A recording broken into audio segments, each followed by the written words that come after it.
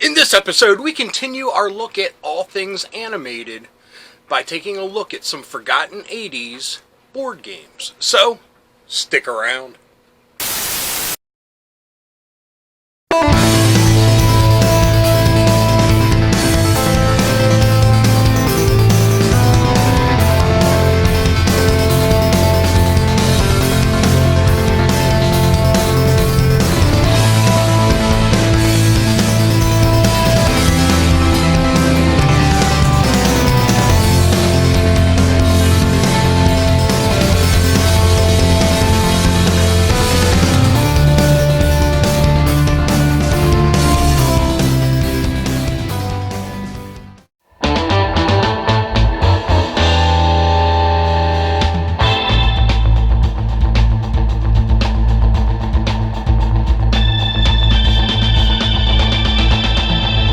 Hello, fellow dorks and dorkettes, and welcome to Nostalgia Syndrome.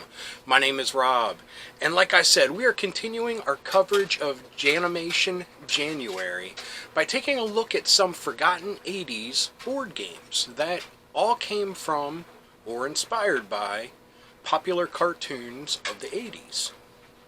Well, using the word popular might be going too far, but these are all cartoons I remember watching and loving, so we're just going to go with that.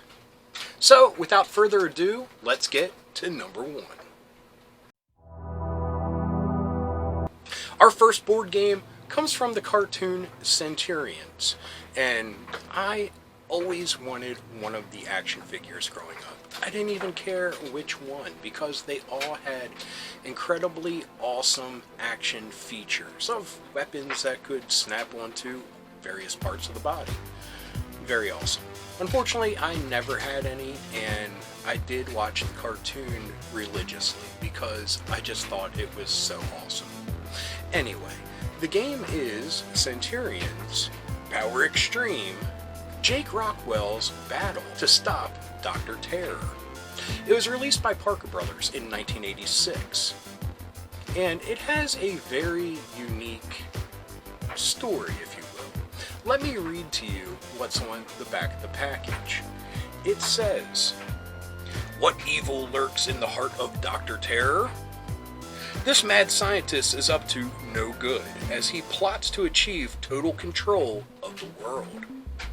To do so, he's created 3 phony Centurions that look exactly like Jake Rockwell. These 3 imposters have been sent to Earth to confuse the other Centurions while carrying out Dr. Terror's sinister plan. Only one person can stop this mad plot and save the world. You. Be the first to equip your Centurion exo-frame with all 6 assault weapon system cards, and you've proven that Centurions is the real Jake Rockwell." Now, firstly, I'm very surprised that they chose Jake Rockwell to go with as the star of this game, and not Ace McCloud. He always seemed to be the leader of the group. And this has a very neat aspect to it. Like it says, you actually have in front of you on the board a caricature of Jake Rockwell that you can get little power-up cards that go in various parts of his body to snap on those weapons, like I said the toys did. Now, the game pieces themselves lack a little bit of originality. It would have been really cool if they had the cardboard cutouts or just little figures of Jake Rockwell himself. But, I mean, I guess they did what they could. I mean, this also comes with 36 various weapons cards, and of course those are split up between the players, but that's a heaping bunch of different little weapons cards that you could get. Now, out of all the board games that we're going to talk about this episode, this is by far the cheapest out on the secondary market. Kind of surprising because the Centurions toys command a lot of money out there. So I thought the board game would kind of ask for an equal amount of money.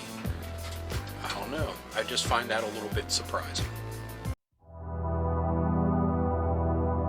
Our second forgotten 80s board game is from the Transformers. This is the Transformers Adventure game, and it was produced by Warren in 1984. Now, the board itself makes this game look very confusing. I mean, the grid design is all over the place. This is definitely not your typical point A to point B board game. So, I don't really know how that works out, but what the plot of this game is, you're playing Optimus Prime. You get to play either robot form or convoy form, and you're trying to rescue the mini-cars that have been kidnapped by Megatron. Now, the mini-cars are these little round tokens, and you can see there's Huffer, Windcharger, and, various popular mini-cars at the time. And the back of the box actually states that you have to get through the Decepticons maze. So maybe that's why it looks confusing on the board, that it's an actual maze to, save the mini cars. And yes, that's what I guess Hasbro deemed them, the mini cars, because that was a trademarked name, surprisingly. One of the things that I find pretty interesting about this is, out of all the games that we will talk about, the age limit to this is actually 7 to adult. Most of them top out at 12 years old, but this one is going the distance and saying that adults will also enjoy this Transformers game. And yeah, I think they would. I know I would. Again, I was kind of shocked at the secondary price for this. It tops out at a sealed copy of it for $100. I mean, Transformers is a very popular collectible toy line, and again, I assume that collectors would actually like to get this into their collection. Our third board game comes from the Chipmunks. This is the Chipmunks Go Hollywood, and it was released by Ideal in 1983. Now, this is more of your typical point A to point B board game, like I mentioned Transformers wasn't. Now, the plot of this game is you can either play the Chipmunks or the Chipettes, and you make your way across the game board to the Hollywood gift shop. There, you load up on a souvenir, and then you take said souvenir back to David Seville, who happens to be sleeping, I assume, back at the hotel. Now, on the back of the box, it says, "The Chipmunks Go Hollywood is an exciting new board game where players take the roles of the three chipmunks and their girlfriends, the Chipettes. If you can avoid the obstacles and be the first to get back to David Seville with his new Hollywood outfit, you'll be the winner. David Seville's asleep. Now the Chipmunks and Chipettes can sneak out and get him a surprise birthday gift from the Hollywood gift shop. The first one back home with a gift wins the game. The object of the game is for the first player to get back to the start space with a gift picked up from the gift shop." I mean, sounds like a pretty open and closed case, but I have to say, this game board is pretty cool. I mean, it seems like it has some very popular Hollywood landmarks. I mean, we see like the Chinese theater and stuff like that on it. So I think it's very cool, and the art style I dig a lot.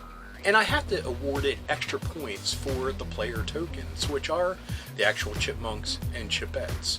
So I really dig that. And the secondary price for this is very reasonable.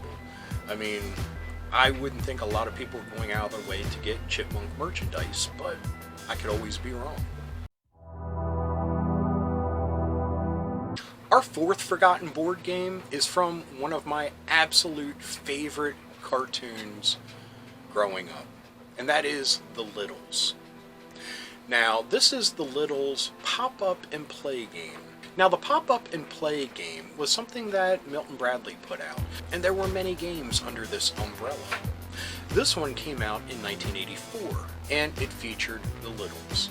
Now, the pop-up aspect of this is their little home between the walls, which is super cool. I mean, they even have like a little air vent where you see a dog peeking in. So that was one of the aspects I loved of the show was, and I actually was reminded while searching for different pictures and researching this game that I actually did a blog post on it back in 2017 about how much I love the Littles. And like I said, the one thing that I loved about it was their use of everyday objects that were huge to them in their life. Dinky's airplane ran on a rubber band. I mean, that was awesome. To me, that just seemed so great for my imagination. But anyway, the plot of this game was to travel in the pop-up home of the Littles and retrieve different inventions, and you need to get back to Dinky's room with the inventions. Seems like a very easy game to master, but the pop-up aspect of it really makes it rise head and shoulders above a lot of other 80s board games, and I think it's super awesome. I mean, unfortunately, the Littles got very little love when it came to marketing or toys or anything like that, so to see them have a board game and it had this awesome pop-up feature just fills my heart with pride. Again, this is a very cheap find on the secondary market. I mean, you can find one sealed in box for $58. I mean, if you're a Littles fan like me, that doesn't seem like a high price to pay. Now, our fifth and final forgotten 80s board game, based on cartoons, is one that I remember seeing in the stores and wanting so bad. I don't know, I don't have a story to why I never got it, I just never did. And I think the package artwork is just an iconic representation of this cartoon and toy line. This is the Superpowers Skyscraper Caper game. This was released by Parker Brothers in 1984, and again, like the pop-up and play games that Milton Bradley put out, Parker Brothers really went above and beyond with this game design, because you actually build like a city block. It's different buildings at different heights with awesome artwork, and the player pieces are awesome. In this game, you get to play as Superman, Batman, Wonder Woman, Green Lantern, and Robin. And you're hunting down Penguin, Joker, Brainiac, and Lex Luthor. And each one of them is a little figure unto itself, and that's super awesome. These are great little miniatures. I mean, I would have loved to have this, because a few years after this was released, I started to dabble into the DC role-playing game by Mayfair Games, and these little figures would have been awesome for that game. Now, the back of the box says, "The object. Make the heroes and villains of DC Comics come alive. Help Batman, Robin, Wonder Woman, Superman, and the Green Lantern to battle the evil and deceit of Brainiac, Lex Luthor, Joker, and Penguin. Your mission to earn hero medals," which are these. "By chasing villains over rooftops, pushing them from great heights, and soaring to another building in just the nick of time. But watch out, these masters of trickery and treachery will be trying to push you off too. To win, you'll have to make strategic choices, where to move, which villains or heroes to chase, how to slow down an opponent. Only through your decisions will justice finally win." I mean, I don't know how super heroic that is to push a villain from a rooftop, especially if you're Superman. I mean, he could push them off the rooftop and into probably 5 buildings beyond that. Yeah, not very heroic, but super fun. And I'm sure it would be fun to push these villains off a roof. But anyway, this is such a fun looking game, and it has so many little dynamic things to it. Like I said, everything from the little characters you can play to the buildings themselves. Now this goes for a very high price on the secondary market, sealed in box, and very reasonably priced, not sealed. But you run the risk of having parts missing, because there were so many little parts to this game, from the buildings to the figures themselves. But if you're lucky enough to find a complete one for a low price, I'd say get it. folks, that was a look at 5 forgotten 80s board games that come from cartoons. And I've included in the background, if you haven't noticed, the actual intros to these cartoons. I mean, it's so fun to reconnect those old intros. I mean, sadly, I can't put the music in because they definitely flagged me for that. Because the composers of those songs or those pieces, yeah, they really want to get paid. And I can understand it because they might not have had work since the 80s when they made those theme songs. So, I get it. So anyway, I hope you enjoyed this episode. If you did, please give me a thumbs up. If you got something to say, please leave a comment. I love reading them and I love getting back to everyone. And if you're new around here and you enjoyed this or any of the other episodes that YouTube is recommending down here, please hit subscribe. And if you hit that little bell icon, you'll be notified whenever there's a new episode. So anyway, until next time, thanks for watching. Keep being rad and stay dorky.